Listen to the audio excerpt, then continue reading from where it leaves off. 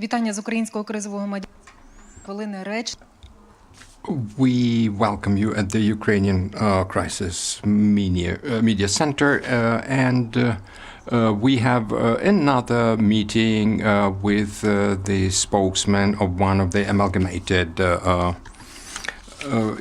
territorial community. When Mr. Groysman, the Prime Minister of Ukraine, announced the decentralization reform, he earmarked a number of potential results of that reform, and some of the results indeed have become impressive.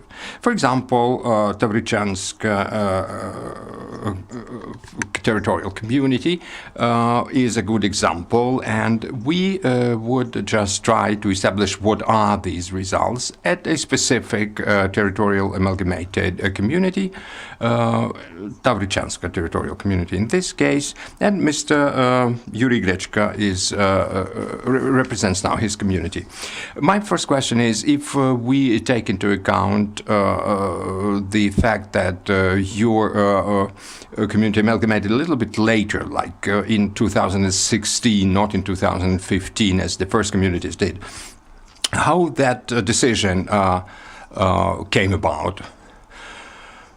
Well, let me start by saying that I had not been in civil service before that, and for me, initially, even for me, the underlying ideas of that amalgamation process, of that decentralization process, was not quite clear. Had not been quite clear, rather, because we did not know it well enough yet at that time of what these decentralization processes would be about, what other functions might we acquire. And when we started discussing that, it appeared that in our Tavrychanska community, we started pursuing not the initial plan that was drafted by the local authorities, but by our own, or along our own path. And we were bold enough to create or to start this amalgamation process on the basis of the Tavrychanska area, not the other one as it was envisaged by the initial plan. So the first 15 communities that merged, so to say, they didn't know at that point in time well enough what that process was about. Some of them were thinking that it would just be an enlargement, just purely administrative enlargement of a territorial or administrative and territorial unit. So now, as we are the amalgamated community, we have an entirely different mode of our work, of our operation. It differs significantly from the previously existing methods of the local councils, local executive. So you have you developed rather some vision of your own on how to do this amalgamation. But did you assess at that time? Did you evaluate potential risks, and did you envisage the potential results, the outcomes? Well, it's difficult for me to say how it was through all the process, because as I told you, I hadn't been in the local. A member of the local authority, of any local authorities, of the public service, and but what I know and what I can say is that for example, the funding that we had from different sources, they were just, crumbles, bits and pieces. They didn't allow our territorial community to develop normally.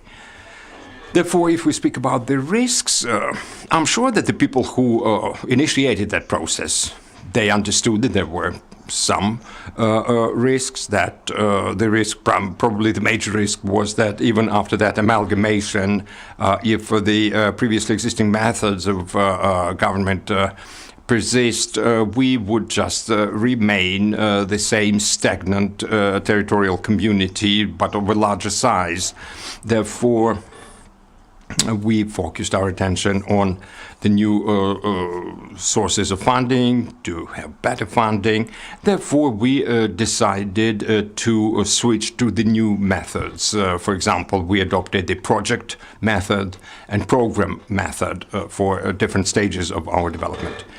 We later on wrote a strategy that included a number of projects, and therefore, in the course of that work, we certainly were evaluating the risks. But were there any factors that impeded, let's say, that hampered that process of amalgamation of a number of territorial communities?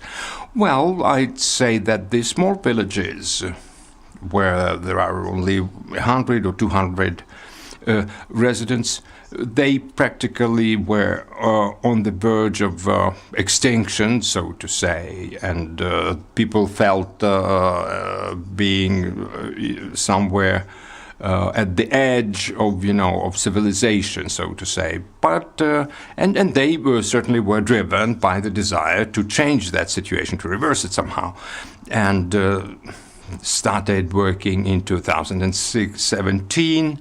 From that period, from that time, we advocated the new ways and methods by explaining it to the people that we are looking for new sources of funding, for new sources of revenues to fund our development. And we focused a great deal of attention on the residents of those small and very remote villages. We tried to persuade them that that better funding would mean also better funding for their own development of their villages, a better situation for them, better way of life, better standards. So we invited them to work. And yes, as we understand, the communities still have to do all that work through their own efforts, but there was some state aid, and if we take your amalgamated territorial community specifically, in those 2.5 years that have already passed since the formal amalgamation of a number of villages in your territorial community, what are the results? What positive results could you enumerate or mention? Well, I'd say that, referring to my previous reply, there were difficulties. For example, we were not given any time to prepare to make a preparatory work for that amalgamation. We needed to have all our services continue working, like kindergartens, schools, hospitals. But we managed to muddle through, and then if we speak about Tavrychanska, then we can say that there was only one, at that initial stage, there was just only one development project at all. It was the renovation of the building of one of the secondary schools in one of the villages. So we started drafting more and more of these projects. All that is to say that a workload for us was certainly large. We might have committed certain errors, but we can say that as of now, we have improved the lighting throughout all of our community. Only one village remains where some works are yet not finished. We did our best in order to improve the water supplies, although a negative aspect remains that the quality of water remains not always very good. But it didn't depend on us. We, from our side, put together a plan to install new purification stations, new filter, and but there were 3 industrial accidents in the process of the installation of the first filtering stations, and we didn't manage yet to finish that work. We haven't managed to finish yet that work, but we are in the process. We have also renovated a number of kindergartens in different villages, and we are in the process of searching for, more funding. We are trying to identify some grants or loans, and we are also now in the process of trying to draw some funds from our regions, from our oblast administrative regions budget, in order to improve the road pavements. And we are in the process of construction of the new water pipe. Is it a new project? It's a brand new water pipe, and it's the first since the collapse of the Soviet Union. So my understanding is that in the photos, in the monitors, we could see some photos of some of the amenities like fountains and so on. Were they constructed? Have they been constructed already after the amalgamation? Yes. Practically, it was being done at the same time as the process of amalgamation was going on. So it was in Askania natural resort, natural park, and where I worked, by the way, at Askania Natural Park. And we planted a lot of new, beautiful flowers and bushes there, and trees, more than 5,000 of them. Last autumn, there was a ceremony of its formal opening of that refurbished park. Is it popular now? Yes, very much so. There is always a lot of people there, children, young mothers with their children, and family. It's a favorite place for family, spare time passing for the local families. We have also there, we constructed there a new pitch, soccer pitch, and the basketball playground for basketball. So it's very enjoyable and very nice place now. Very popular with the local population. I saw at that fountain a small sign with the words, everybody is the smith of his own happiness. Very inspiring, I'd say. And that brought in my memory the words of the former of the Prime Minister about the need for the residents of the communities to, to contribute themselves also to these efforts of the local authorities. So my next question is, what about these additional sources of funding for your projects, development projects? What's going to be the financial basis, so to say, for the development of your community? I can refer to my own experience, and I can say that we certainly are paying a great deal of attention to creating new jobs. We are reviewing the system of local taxes so that we can stimulate the growth and development of small and medium enterprises.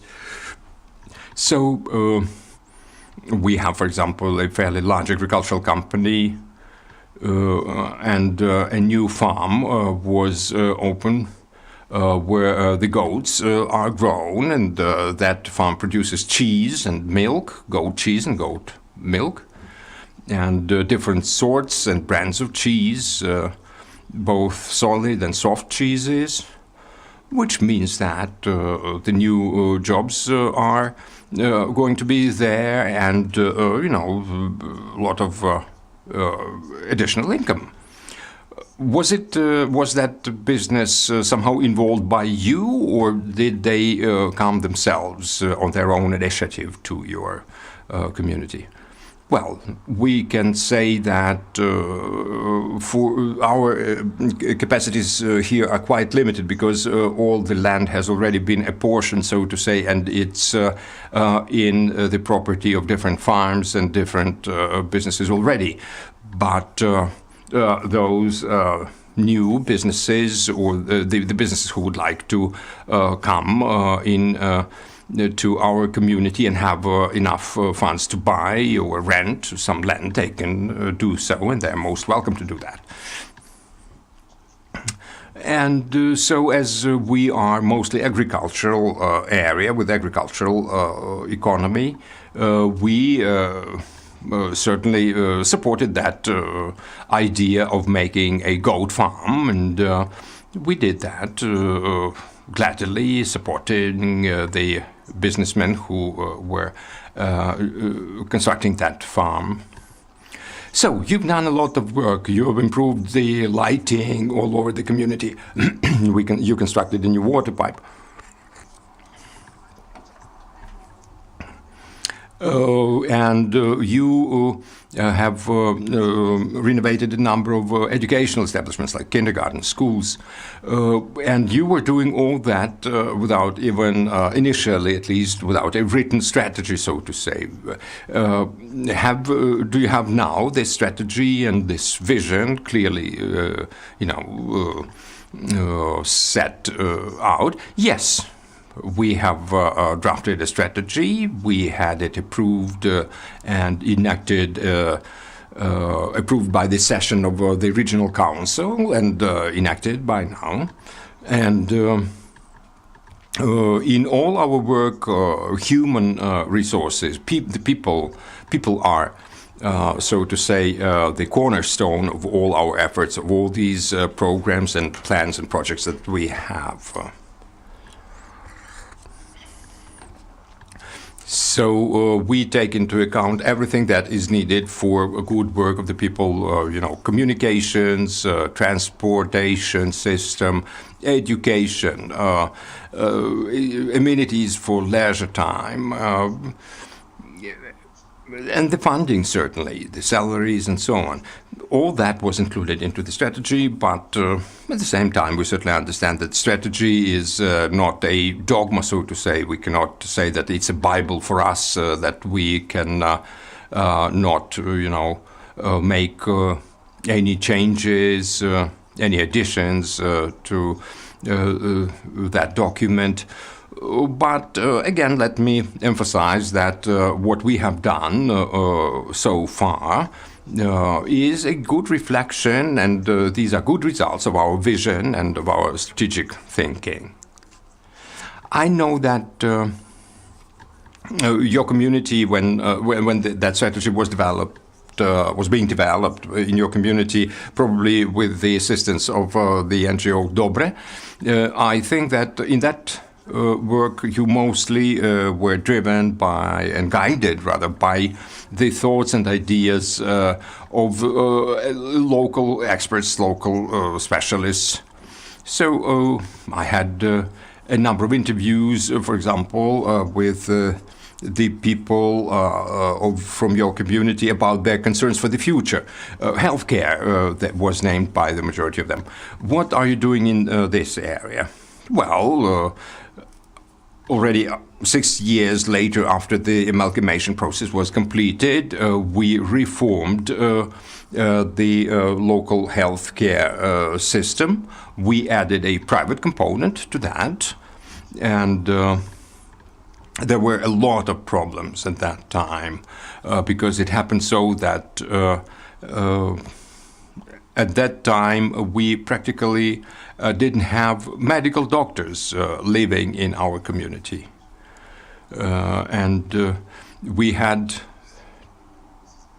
2 doctors, one a pediatrician and one doctor who is now the chief doctor. They both returned from Libya. Oh, how did you manage to lure them back, to get them back? Well, we were contacting them and offering them good salaries. What about living quarters for them? Yes, we offered, and that was one of the arguments, that we offered very good housing for them. And we are now in the process of signing contracts with them, but today the possibilities for the medical doctors to earn better income is available, but it does not mean that we, as local authorities, we do not assist financially in increasing their incomes, their salaries. We subsidize parts of their salaries, both for the doctors and the nurses, nursing personnel. So I would say that as compared to, or by the standards of rural areas, our healthcare system is can be described as quite good. We have dental practice in our community. Have you created it during that amalgamation process, or rather after the amalgamation, since the amalgamation process was completed? Yes, yeah. And we also have already purchased a new cardiographic machine and or device, and I'd say that one of the reasons why the idea of amalgamating the community on the basis of our Tavrychanska township won the hearts and minds of the local residents was because that Tavrychanska had been already quite well developed. It had quite well developed infrastructure in many respects, even by the time that amalgamation process started to be discussed. And our community is at the higher level as compared to the neighboring communities that in terms of private businesses that are quite well developed in our community.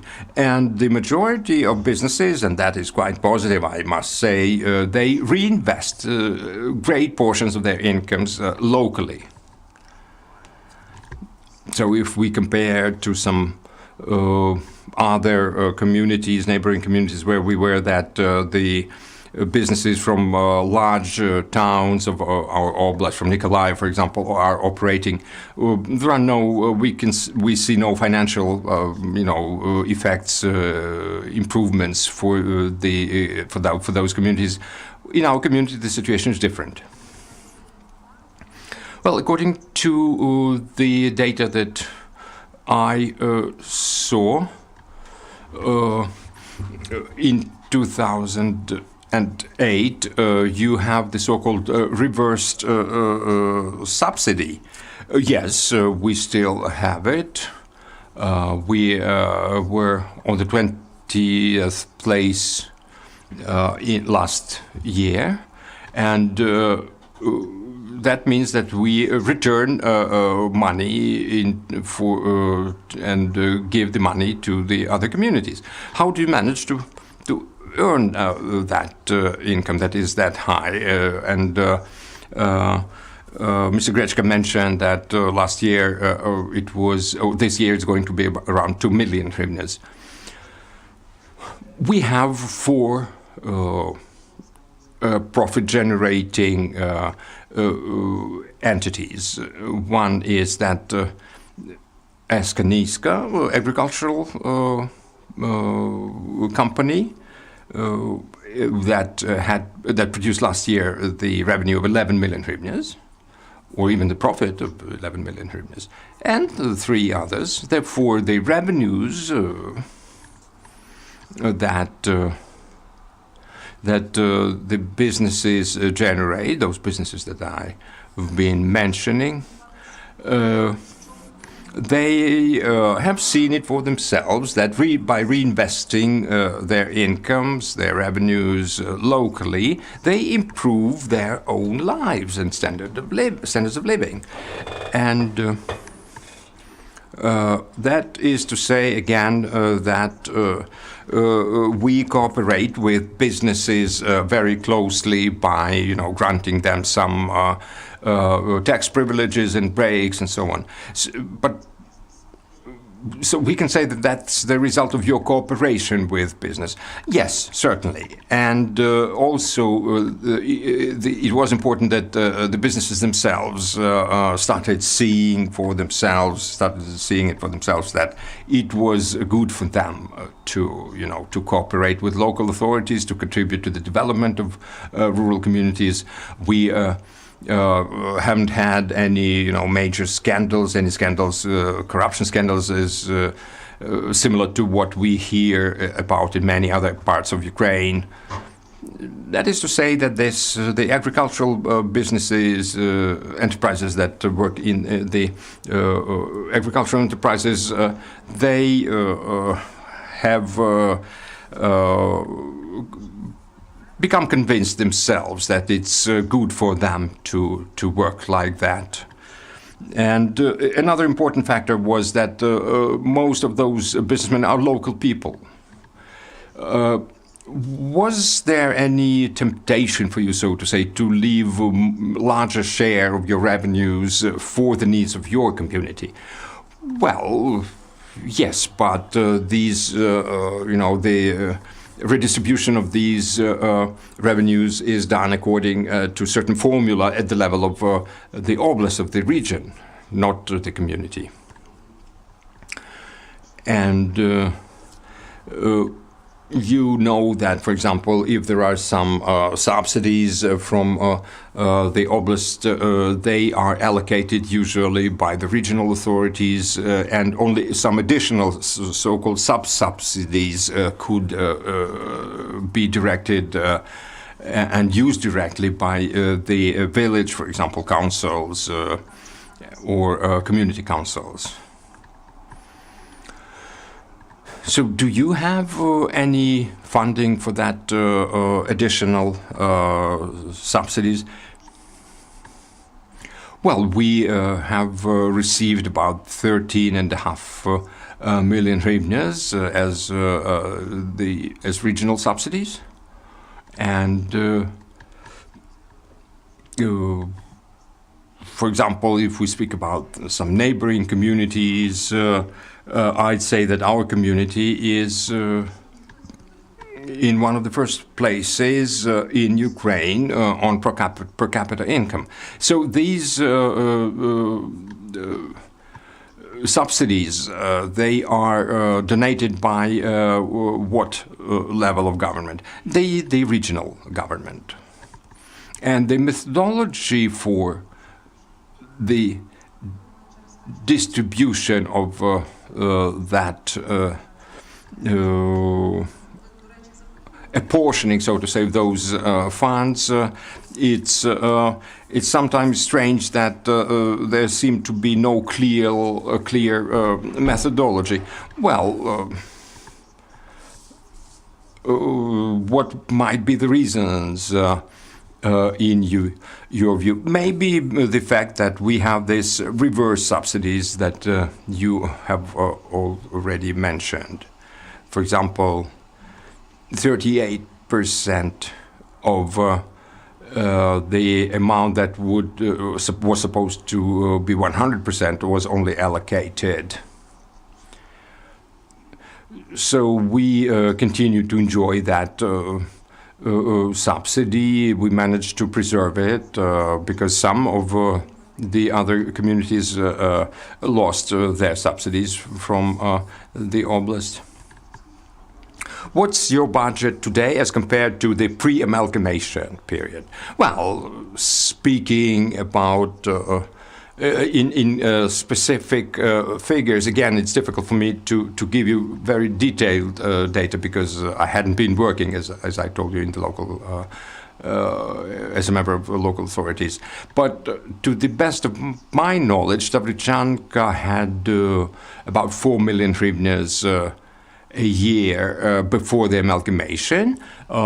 Today, it's 51 million hryvnias, which means that it's a few times larger budget. Well, and your responsibilities are certainly have certainly grown. Yes, certainly they have grown, but we cope. As we know that with the revenues growing, for example, it would not be a good idea to keep them, so to say, under the mattress. How do you foresee? How do you plan to spend that money? Well, certainly, as I have already said, that funding, that growing funding, should be used for our development. Although you were quite right, I also heard the cases when people were, putting some additional revenues into the treasury accounts, not using them directly for their development projects. Then our community is fairly well developed, as I have already said. But that is not to say at all that we could be satisfied with the situation we have. We certainly need to continue our development. And as in the process of decentralization, for example, our functions increase and our responsibilities, also the expenditures grow. For example, we were the maintenance of all this of all the local utilities infrastructure was transferred to us. And although we didn't quite understand the reason for that decision, we have to co-finance at least, or even to finance entirely these expenditures for the utilities infrastructure all over our community. And this is also the case with some other areas of our growing responsibilities, like, for example, the education system. We need to finance that, and we need to increase the funding for that area in order to make it better. Well, so certainly what you say means that this delineation, so to say, of functions among different levels of local authorities, from the region, from oblast to the local level, they should be delineated more clearly. I know that there is a draft, a bill now being drafted, but are you doing anything in that realm from you, in your area and from your perspective of the Amalgamated Territorial Community Council? Well, we have been discussing these issues, trying to develop new proposals, and I think that the time will come that we could succeed in, promoting some legislative initiatives. Yes, it may happen so that you might be elected to the parliament. Well, it might happen, but the preferable situation would be if we have more specialists, more experts elected to the higher level of government, of the authorities, and it's important that they continue, thinking about the interests of the communities they represent, they were elected from. That is not always the case. Well, Mr. Yuri, we put as a title of our today's meeting, where does the Salt Road lead the Tavrychanska amalgamated territorial community? So what is that Salt Road project? Is it something brand new? Yes. It's a brand new area, so to say, for our development. It's the development of tourism. Some people were wondering why we opted for that specific area of economy. We were thinking that as we are in the steppe area, not far from Askania Nova Natural Park, which is visited on average by not less than 100,000 people annually, we could somehow try and use that resource for our development, because we do not have any, big deposits or sources of mineral resources. The land, as I have already told you, has already been apportioned among the owners. And here, from these could not be the sources of our revenues at any more significant level than we have now. But the tourist business means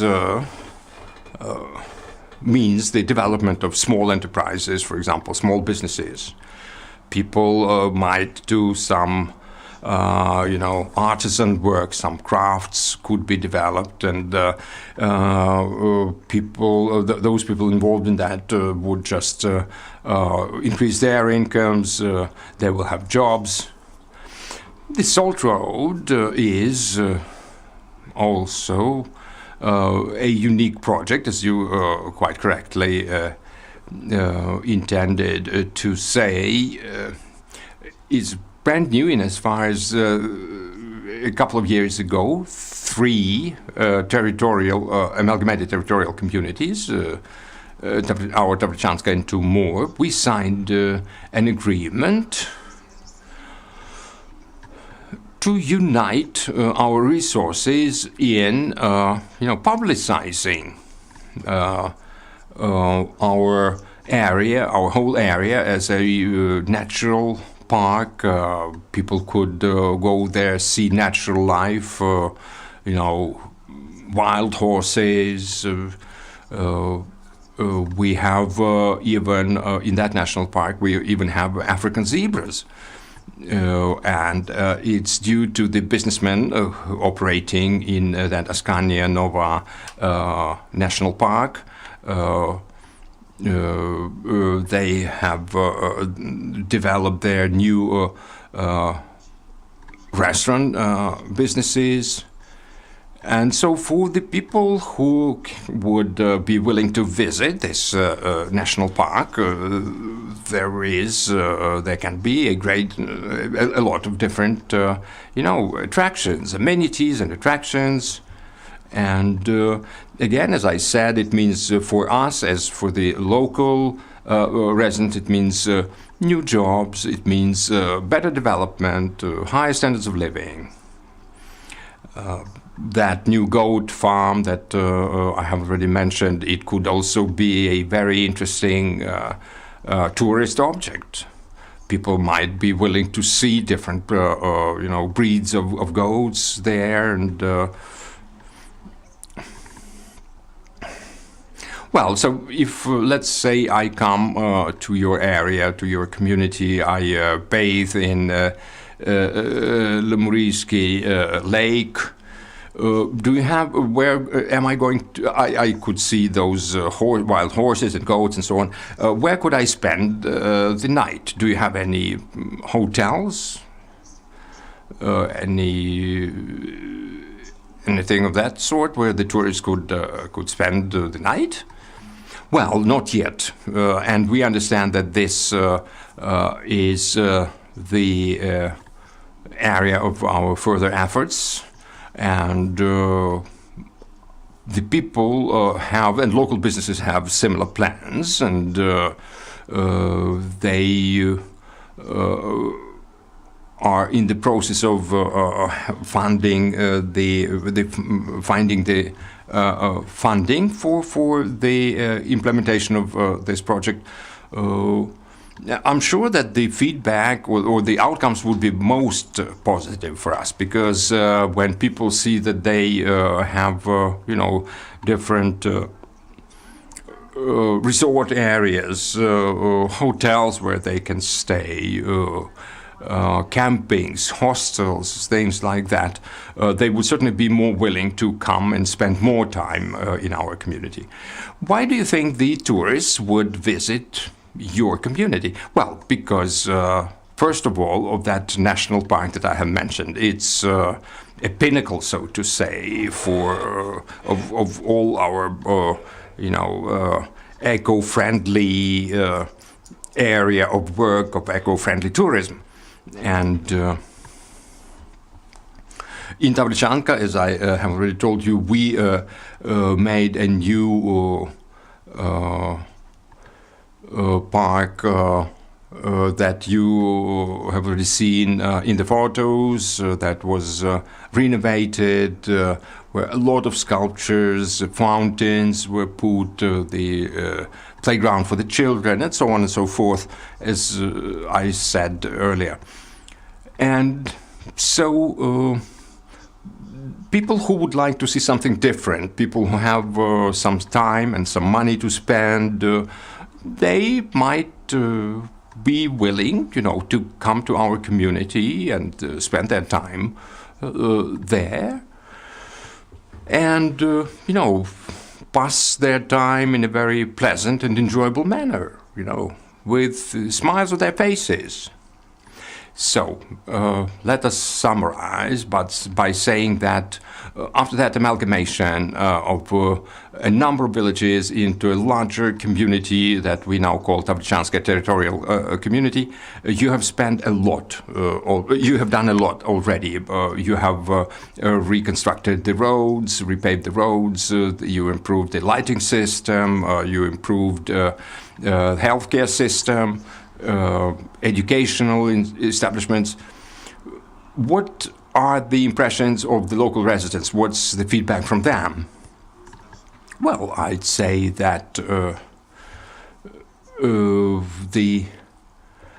the people people's attitude is quite positive, because people have seen already significant changes. Certainly some people of older generations who remember yet the Soviet times, they might be more critical. These changes might not seem that significant for them. They see it mostly as the restoration of things that existed previously. But for the younger people who have experienced the 90s, they certainly, this independence period, they lived through that initial period after Ukraine became independent. For them, these changes are obvious.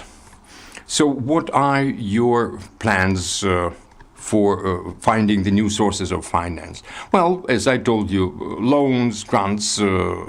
We visited Poland, for example. We were on a fact-finding mission there. We were trying to learn their practices there, and they told us that they also were presenting a lot of projects for grant funding, preferably, but usually out of 50 of them, maybe up to 7, 8 were winning some grants. So the way for us to continue our work is, as I can see, to make those business plans, those projects more professional, better prepared, and then they might have better chances of winning some funding. So the learning experience, as we see, is interesting, and as the head, as the leader of your community, do you see any risks as on your path of progressive development of your community? Well, I'd say that we mostly have challenges that are at certainly entirely different level as compared to the previously existing challenges and problems, because we are doing things that have never been done in our area, not only or merely restoring the previously existing things. And the risks as such, it's difficult to say in the pure sense of the word whether there are any risks as risks. We certainly need to look into the future, and we are doing, our thinking. We are trying to identify the best ways of developing our community. And our strategy, previously adopted strategy, is that I mentioned, it's for the period until 2021. After that, what would be the new, paths, new options for our development, and what also the institutional and legislative environment would be. Their influence and their effects are also important. And for example,